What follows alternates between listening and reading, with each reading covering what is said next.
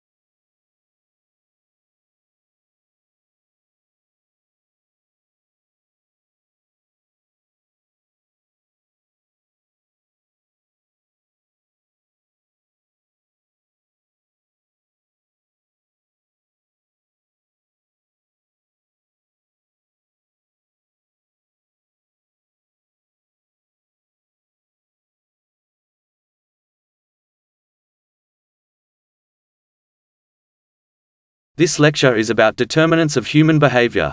It is affected by both internal and external factors. At the end of lecture, the speaker mentioned that psychologists are interested in explaining human behavior. Generally, the personal factors are considered to be internal and environmental factors are external. Personal factors include people's belief on certain things and their individual thinking about it, while the environmental factors include temperature, air pressure, and the others thinking about them. In conclusion, human behavior is affected by both himself and the environment. What we're going to discuss today is how the Port of London was discovered and what we discovered about it. Now, if you look at the historical records of Roman London, there's only about 14 actual references to London in antiquity, i.e. contemporary references, and of those, only one is in the 1st century. There are none at all in the 2nd or 3rd century. There's only one in the late 3rd century, and there's 4 in the 4th century. So if you're a historian trying to write a history of Roman London, it's very difficult. You don't really have much data. You're going to depend on the archaeological evidence, the material evidence of the port and indeed the town to have any understanding of what happened then. And so what we're looking at here is how did we discover about the Port of London? There is no historical documentations, no customs books, no tariffs, no idea of the taxes. We have to understand the port entirely from the archaeological evidence. So that's what we're going to do today. So if we move on to the next slide. I love live streaming, so thank you very much.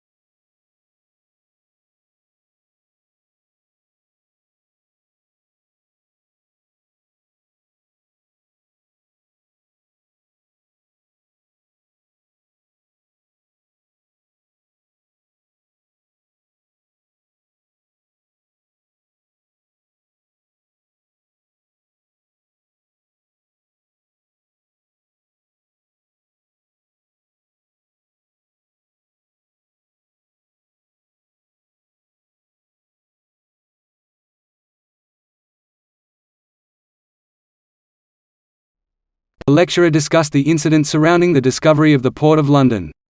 But there isn't a lot of data available about the history of Roman London. So, we need to depend on other materials of evidence about the port as well as of the town. The lack of any physical evidence being left behind will lead us to rely entirely on archaeological evidence. That is what the lecturer continued to discuss about, and he also stated his joy on live streaming. Flipping a coin may not be the fairest way to settle disputes. About a decade ago, statistician Percy Diaconis started to wonder if the outcome of a coin flip really is just a matter of chance. He had Harvard University engineers build him a mechanical coin flipper. Diaconis, now at Stanford University, found that if a coin is launched exactly the same way, it lands exactly the same way. The randomness in a coin toss, it appears, is introduced by sloppy humans. Each human-generated flip has a different height and a different speed, and is caught at a different angle, giving different outcomes. But using high-speed cameras and equations, Diaconis and colleagues have now found that even though humans are largely unpredictable, coin flippers, there is still a bias built in. If a coin starts out heads, it ends up heads when caught more often than it does tails. NPR's David Kestenbaum reports.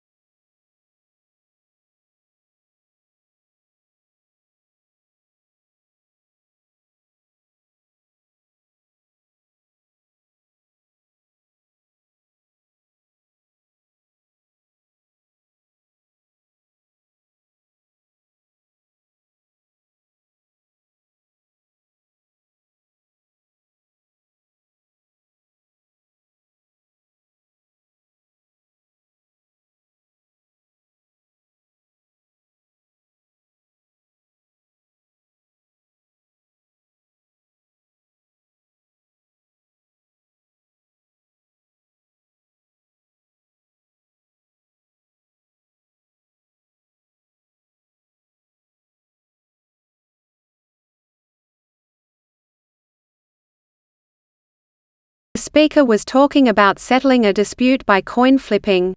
He states that said method might not be the best method for that purpose as the probability depends on just chance. Later, when a statistician asked engineers from Harvard University to build a machine that flipped coins, and he showed that when a coin is flipped with similar parameters, it will always land the same way. Therefore, the speaker concludes by saying the randomness is a result of sloppy humans. Welsh is a Celtic language spoken in Wales by about 740,000 people, and in the Welsh colony in Patagonia, Argentina by several hundred people. There are also Welsh speakers in England, Scotland, Canada, the USA, Australia and New Zealand. At the beginning of the 20th century, about half of the population of Wales spoke Welsh as an everyday language. Towards the end of the century, the proportion of Welsh speakers had fallen to about 20%. According to the 2001 census, 582,368 people can speak Welsh, 659,301 people can either speak, read or write Welsh, and 797,717 people, 28% of the population, claim to have some knowledge of the language. According to a survey carried out by S4C, the Welsh language TV channel, the number of Welsh speakers in Wales is around 750,000, and about 1.5 million people can understand Welsh. In addition, there are an estimated 133,000 Welsh speakers living in England, about 50,000 of them in the Greater London area.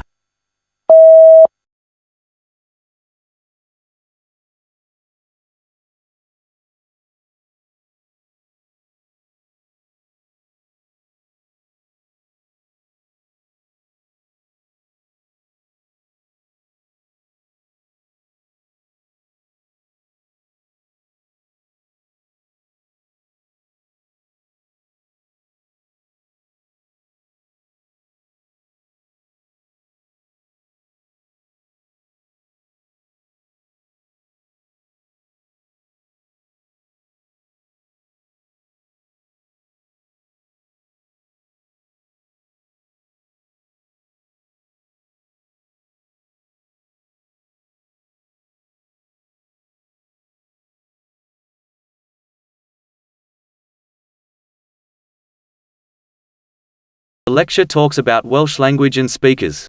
Welsh is a language spoken in Welsh colonies as well as some other countries. Even though Welsh started to be spoken like an everyday language among the Welsh people, but over the 20th century, the number of Welsh speakers has decreased from 50% to 20% and it continues to decrease. Many people can understand Welsh but only few people are able to speak or read it. Welsh is still in use in some areas now.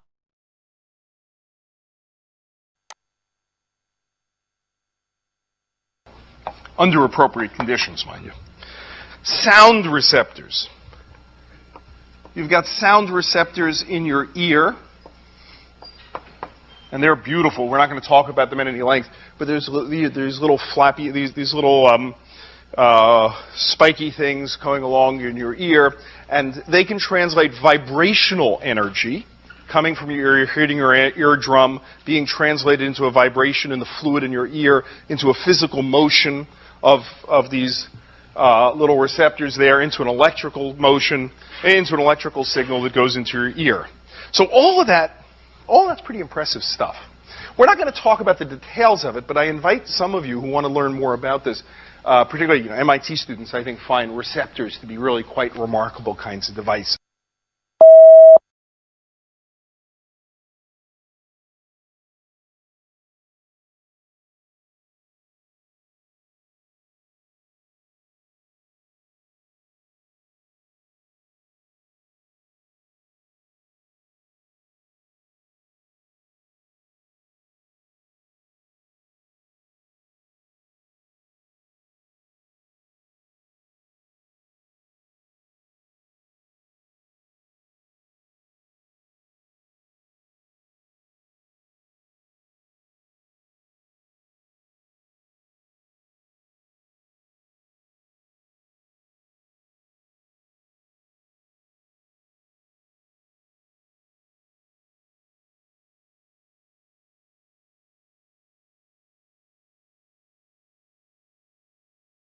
The lecture talks about the mechanism behind the sound receptor in our ears.